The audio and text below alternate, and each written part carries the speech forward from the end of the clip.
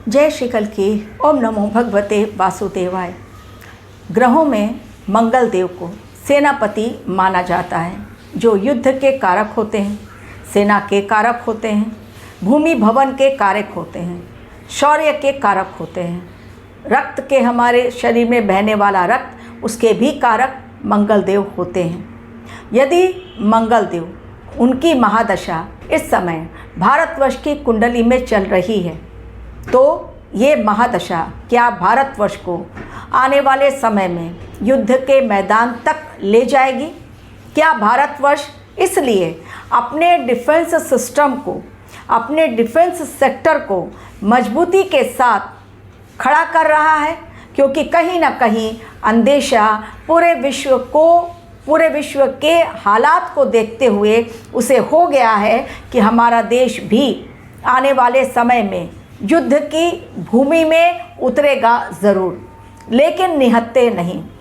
इतने strong weapons, missiles, drones हमारे पास भी हों कि हम भी सामने वाले का पूरी तरह से खात्मा कर सकें। ठीक उसी प्रकार जिस प्रकार इस समय पाकिस्तान के हालात हैं, रशिया यूक्रेन में हालात बने हुए हैं, मिडल ईस्ट में हालात चिंताजनक हैं और सुपर पावर अमेरिका ईरान को ख़त्म करने की बार बार धमकियां दे रहा है।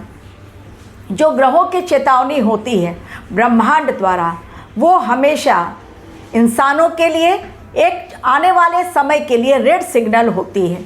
क्योंकि ये समय ग्रहों के ये दिखा रहे हैं कि युद्ध का ये साल, जब 2026 जिसके राजा हैं सूर्यदेव और मंगल देव विक्रम संवत के सेनापति, डेफिनेटली आने वाला समय भी खतरनाक है। कारण 2027 में शनि देव अपनी नीच राशि मेष राशि में, जिसका आधिपत्य मंगल के अंडर में, वहाँ पर प्रवेश करने वाले हैं। कभी भी हो सकता है बड़ा हमला, कभी भी हो सकता है बड़ा हमला। इसलिए चादर तान कर सो जाएं, इसके बजाय यदि अलर्ट रहा जाए तो अपने देश को बचाया जा सकता है। क्या वास्तव में अगस्त के महीने ने एक और बड़ी खतरनाक चेतावनी भारत के लिए दे दी है? घंटा बजा दिया है युद्ध का कि भाई हर हाल में युद्ध भारत को करना होगा, इसलिए हो जाओ तैयार। वो तारीख 7 अगस्त, 7 यानी केतु की तारीख। इस समय केतु देव सिंह राशि में है मौजूद। मंगल के नक्षत्र में राहु देव, मंगल स्वयं 2 अगस्त से मिथुन राशि में मौजूद हैं, जो बुध की राशि है। जो ग्रहों की चाल है वो 12 अगस्त, 2 ग्रहण भी पड़ रहे हैं। अगस्त के महीने की भविष्यवाणी देते हुए मैंने पहले ही कहा था, भारतवर्ष को रहना होगा बहुत सचेत, आंखें मूंद कर रहने वाला ये समय नहीं है, क्योंकि खतरा सिर पर है और खतरा इस बार बहुत बड़ा है, महा खतरा उसे हम कह सकते हैं। यदि आपको भी अपनी कुंडली एनालिसिस करवानी है तो मेरे दिए गए लिंक पर डिस्क्रिप्शन बॉक्स में उस पर क्लिक करें। रुद्राभिषेक या महामृत्युंजय मंत्र जाप या काल सर्प दोष की पूजा करवाने हेतु भी आप सेम लिंक पर क्लिक कर सकते हैं। 7 अगस्त के दिन एक रक्षा समझौता हुआ है साइन, जिसे नाम दिया गया है मक्का संयुक्त रक्षा समझौता। ये मक्का जो जॉइंट डिफेंस, ये जो साइन हुआ है, ये साइन जो हुआ है मक्का जॉइंट डिफेंस, ये जो साइन हुआ है, ये साइन हुआ है 7 अगस्त को। किन देशों के बीच में मक्का संयुक्त रक्षा, ये जो साइन हुआ है, ये किन देशों के बीच में हुआ है? ये 3 देशों के बीच में हुआ है, जिसमें सऊदी अरब है, जिसमें है आपके पाकिस्तान, और साथ ही इसमें है टर्की। पाकिस्तान, टर्की और सऊदी अरब, ये तीनों ही मुस्लिम कंट्री। क्या इन तीनों ने मिलकर हाथ मिला लिया है भारतवर्ष के खिलाफ? क्या वास्तव में बड़ी चेतावनी है, या आने वाले समय के लिए बड़े युद्ध का खतरा है?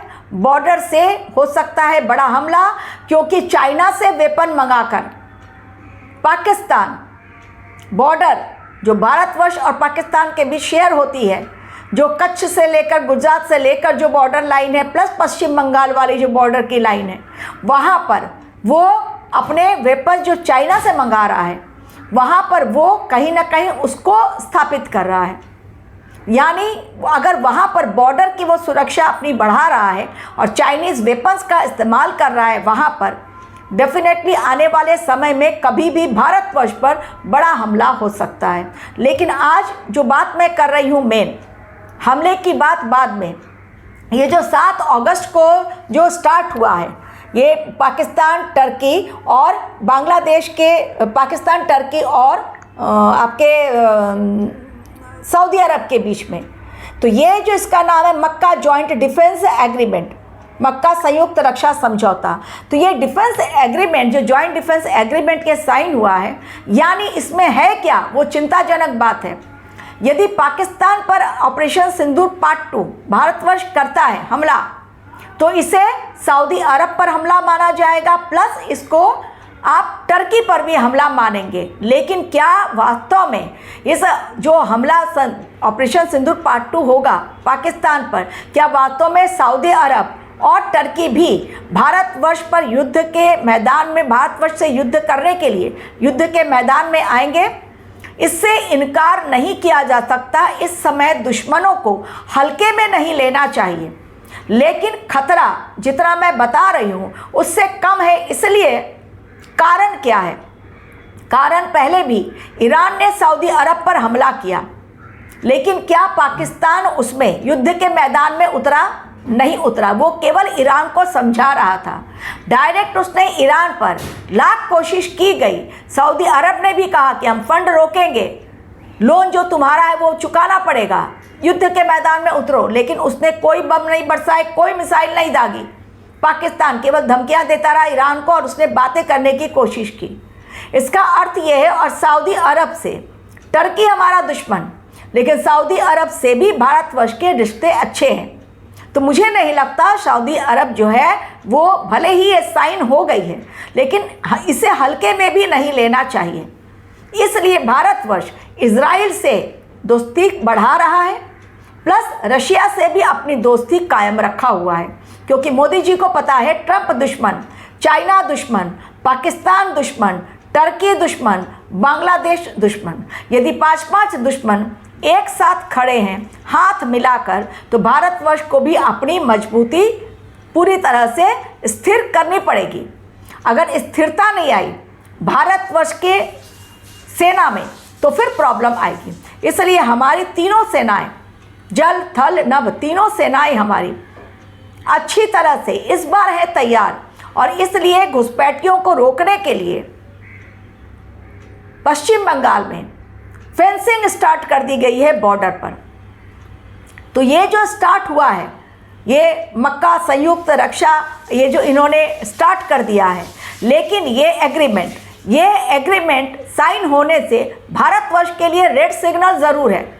लेकिन मुझे नहीं लगता टर्की भले ही आक्रमण कर दे, सप्लाई करेगा वो वेपन, चाइना सप्लाई करेगा पाकिस्तान को, सऊदी अरब कुछ हद तक सप्लाई करेगा, लेकिन डायरेक्ट अटैक भारतवर्ष पर, जहाँ तक मेरी नॉलेज है, कैलकुलेशन मेरी कह रही है, भारतवर्ष के एकदम अगेंस्ट सऊदी अरब 100% नहीं जाएगा, इनडायरेक्टली पाकिस्तान को सपोर्ट कर सकता है। इसलिए हमारे देश ने चौकन्नी निगाहें रखते हुए इस संयुक्त एग्रीमेंट को, जो मक्का संयुक्त एग्रीमेंट, डिफेंस एग्रीमेंट जो हुआ है, उसे सीरियसली लिया है। हमारा विदेश मंत्रालय भी बिल्कुल सचेत है, हमारी तीनों सेनाएं सचेत हैं। यदि होता है हमला तो हम भी देख लेंगे इस बार आर या पार। लेकिन ऑपरेशन सिंदूर करने के पहले, हर बार हमारा देश पार्ट 2 करने के पहले इसलिए सोच रहा है बारंबार, क्योंकि इस समय चेतावनी पूर्ण है। और इसलिए जब आप लोग पूछते हैं कि मैडम ऑपरेशन सिंदूर कब होगा, क्यों नहीं होगा, होगा तो अवश्य, लेकिन देखकर समय, क्योंकि यह समय भारतवर्ष के लिए चेतावनीपूर्ण समय है। लेकिन मंगल की महादशा में भारतवर्ष को युद्ध के मैदान में उतरना ही पड़ेगा और जीत भी भारत की ही होगी। Thank you very much for watching.